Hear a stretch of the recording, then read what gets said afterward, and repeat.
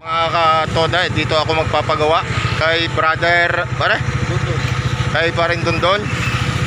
At siya yung fabricator ng mga muffler. Itong aking domeng, ayan, si Mr. Minyar, ay dito ko ipapagawa yung kanyang muffler. Yung muffler niya ngayon. So siya ang gagawa ngayon. At kukontent natin to habang ginagawa niya yung muffler.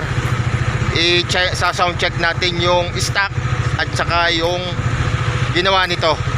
So maabangan nyo mga katoda yung kanyang paggagawa. At palalakasin daw niya itong tunog nito. Yan. Sa ngayon ito pa lang ang tunog niya.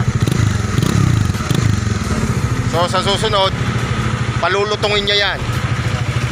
Now pagkagantay natin tunog yan.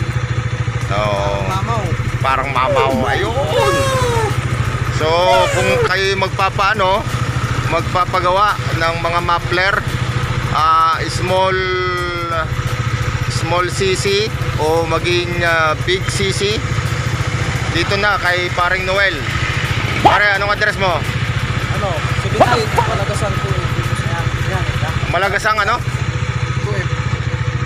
Sige. Harap ng gap emission center. Ayun. Okay. So abangan ninyo mga kapatid, mga katoda, ang pagbabago ni Mr. Minyar Dominar 400 sa tulong nito. Ayan yung mga muffler niya, yung mga small cc, mga pan tricycle. Baka meron kayong tricycle, dito nyo ipagawa yung mga muffler. Ibang tunog, big bike. Okay, next time na lang, pare. Sige, next time. Okay, bye-bye.